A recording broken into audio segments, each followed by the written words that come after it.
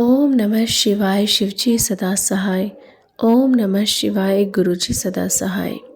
गुरुजी के चरणों में कोटि कोटि नमन। जय गुरुजी संगत जी। स्वागत है आप सभी का फ्रेग्रेंस ऑफ गुरुजी चैनल पर और मैं हूं आपके साथ मनीषा। संगत जी, आज लाई हूं आपके लिए दिव्य आभा अध्याय 29, जिसका शीर्षक है हमारे युग के महापुरुष।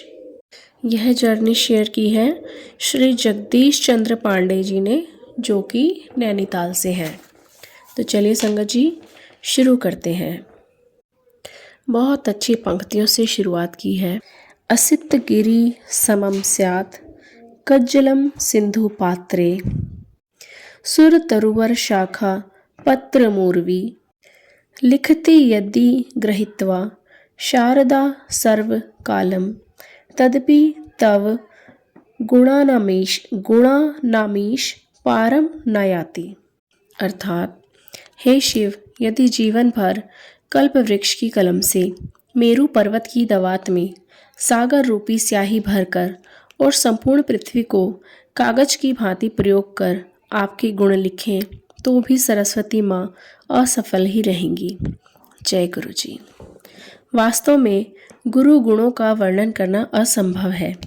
गुरुजी स्वयं शिव हैं, तथापि जिसने भी गुरुजी के दर्शन किए हैं, थोड़े से समय के लिए ही सही, उसने वह आवरण देखा है जिसके पीछे गुरुजी की सरलता से प्रसन्न होने वाली छवि छिपी हुई है। मुझे अपने गुरु के बारे में अपने संबंधी कर्नल सेवानिवृत्त जोशी से ज्ञात हुआ और उनके दर्शन कर उनका आशीर्वाद प्राप्त करने की अभिलाषा मन में जागृत हुई। चूँकि उस समय मैं पारिवारिक समस्याओं के समाधान में लगा हुआ था और दिल्ली नहीं आ सकता था, मैंने कर्नल जोशी को गुरुजी को बताने के लिए यह लिखा। इब्ने आदम दुआ करे कोई, मेरे गम की दवा करे कोई। मेरा संदेश गुरुजी तक पहुंचा ही होगा कि मुझे उनके दर्शन और उनके आशीष का सुअवसर प्राप्त हो गया। उनके कमल चरण स्पर्श करते हुए ऐसा लगा जैसे वह कह रहे हों, मम दर्शन फल परम अनुपा, जीव पाव निज सहज स्वरूपा। यह महापुरुषों की कसौटी है। उनके सानिध्य में साधारण मानव का मन भी उस आनंद सिंधु में गोते लगाने लगता है जिसकी प्राप्ति के लिए बड़े बड़े तपस्वी अनेक जन्मों तक प्रयास करते रहते हैं। गुरुजी अंतर्यामी है और मेरा मानना है कि वह बिना कुछ व्यक्त किए ही मन की चाहत पूरी कर देते हैं। एक चेतावनी है, हमारी इच्छा पूर्ति तभी संभव है जब वह हितकारी हो। ऋषियों ने भगवत नाम को कल्प वृक्ष समान कहा है, पर गुरुजी और कल्प वृक्ष में अंतर है। कल्प वृक्ष से सब आकांक्षाएं पूर्ण होती हैं। गुरुजी केवल लाभान्वित करने वाली आशाएं पूर्ण करते हैं। श्रीमद् भागवत व अन्य ग्रंथों में महापुरुष के जिन लक्षणों का वर्णन किया गया है, गुरुजी के व्यवहार एवं वाणी में वह 100% पाए जाते हैं। यह भी महत्वपूर्ण है कि गुरुजी का जन्म पंजाब में हुआ। प्राचीन काल में पंजाब को सारस्वत प्रदेश कहा जाता था। न केवल महर्षि व्यास, जिन्होंने वेदों की व्याख्या करी, पुराणों को संकलित किया, महाभारत और ब्रह्मसूत्रों की रचना करी, उनके जैसे ही अन्य महान ऋषियों ने इस धरती को सदा धन्य किया है। ईश्वर की इस महान और प्राचीन परंपरा की पावन धरती पर ही कलयुग में गुरु नानक देव और श्रीचंद जैसे महानुभावों ने जन्म लेकर न केवल नव जन चेतना जागृत करी, अपितु उत्पीड़ित मानव का मार्गदर्शन और कल्याण किया। अब गुरुजी भी वही कर रहे हैं, यह मेरा विश्वास है। इस संसार में अनेक आदरणीय उपदेशक और प्रचारक हैं, किंतु मात्र विद्या को प्रसारित करने के लिए प्रभावशाली शब्दों से दिए गए उपदेशों से मानवता का लाभ नहीं होता है। केवल प्रकाश का वर्णन करने से अंधेरा दूर नहीं होता है। इस बात का कोई महत्व नहीं है कि इसके लिए सूर्य या लालटेन का वर्णन किया जा रहा है। आवश्यकता इस बात की है कि जिसमें इस ज्ञान का दीपक प्रज्वलित हो चुका है, वह संवेदना सहित अध्यात्म की ज्योत जलाकर मानव के अंदर की छिपी हुई ज्योत उजागर करने का प्रयास करें। गुरुजी का व्यक्तित्व ऐसा ही है। अपने प्रतिभाओं से वह न केवल अपने अनुयायियों के मार्ग में आने वाले संकट से सावधान कर देते हैं, वरन उसकी यात्रा भी निष्कंटक कर देते हैं। महात्मा तुलसीदास कहते हैं कि गुरुजी जैसे महापुरुष ईश्वर से भी उच्च हैं। वह लिखते हैं, मेरे मन प्रभु अस विश्वासा, राम ते अधिक राम कर दासा।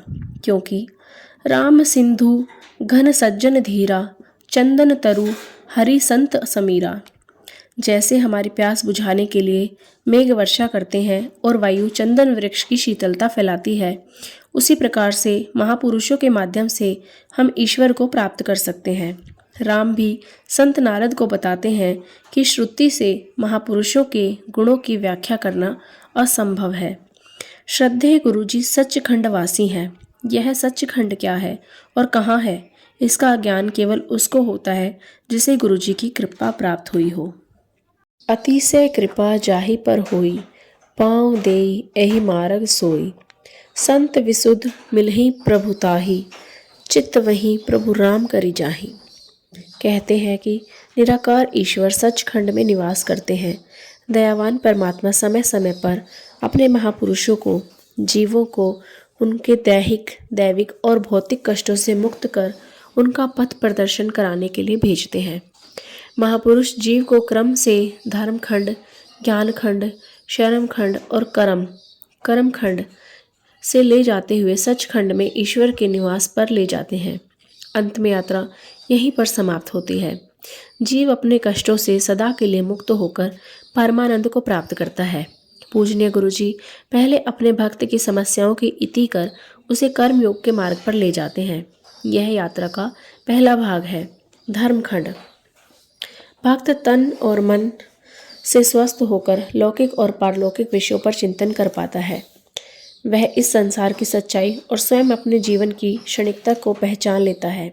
यह ज्ञान खंड है।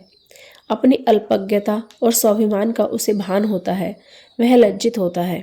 अविराम विचार से वह प्रभु की महानता और अपने अस्तित्व को पहचान लेता है। वह सोचता है कि यह जीवन जो प्रभु ने सर्वानंद प्राप्ति के लिए प्रदान किया था, व्यर्थ व्यतीत हो रहा है। जब परमात्मा से मिलने की उत्कंठा अत्यधिक हो जाती है, वह शर्म खंड में पहुंच जाता है। इस यात्रा का शिखर तब आता है जब उसे प्रभु कृपा प्राप्ति का आभास होता है। उसके सारे संशय समाप्त हो जाते हैं और मन आनंद सागर में गोते लगाने लगता है। यह कर्म खंड का क्षेत्र है। दीप्तिमान परम कृपा के आनंद में डूबे हुए जीव के लिए सचखंड के द्वार खुल जाते हैं। कोई इस यात्रा पर अकेले नहीं चल सकता। शिव समान व्यक्ति के लिए भी जीवन सागर को पार करना कठिन है। ज्ञान के भंडार ब्रह्मा को भी ब्रह्मानंद की प्राप्ति के लिए गुरु या महापुरुष के पास जाना पड़ता है और गुरु की कृपा दृष्टि तुरंत उन्हें वहां पहुंचा देती है। गुरुजी इस युग के ऐसे ही महापुरुष हैं और मैं उनके कमल चरणों की वंदना करता हूँ। जय गुरुजी। बहुत ही प्यारी वंदना आपके कमल चरण को समर्पित।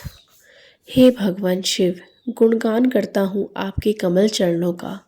आश्रय हैं आप हमारे। आपके कमल चरण बांधते हैं हमें आपसे। लौकिक माया को भेद कर भक्तों को भेंट करे उनकी आशाएं कल्प वृक्ष की भांति। हे भगवान शिव, गुणगान करता हूँ आपके कमल चरण का। शिव, ब्रह्मा और स्वर्ग के समस्त देव नतमस्तक होते हैं आपके कमल चरणों में। हे सबसे प्यारे गुरु, ढूंढता है जो आसरा, मिलता है उसे सहारा। आपके चरण सबसे प्यारे प्रभु, कुचल दे सब बाधाएं और भव सागर से पार करें। हे भगवान शिव, हे शिव, गुणगान करता हूँ आपके कमल चरणों का। जय गुरु जी। अनंतम अनंतम शुक्राना गुरु जी। इतनी प्यारी चरण कमल वंदना सुनाने के लिए आपका शुक्राना गुरु जी। इतना ज्ञान इस अध्याय के माध्यम से देने के लिए आपका शुक्राना गुरु जी। जिन्होंने यह अध्याय दिया, लिखा, उनका भी अनंतम शुक्राना। संगत जी, कैसा लगा आज का अध्याय? आप हमें ज़रूर बताइएगा। अगर आप अपना सत्संग हमारे साथ शेयर करना चाहते हैं तो डिस्क्रिप्शन बॉक्स में दिए गए व्हाट्सएप नंबर या ईमेल आईडी आप किसी पर भी रिकॉर्ड करके भेज सकते हैं। तो चलिए संगत जी, आज के अध्याय की समाप्ति करते हैं गुरु जी के मंत्र जाप के साथ।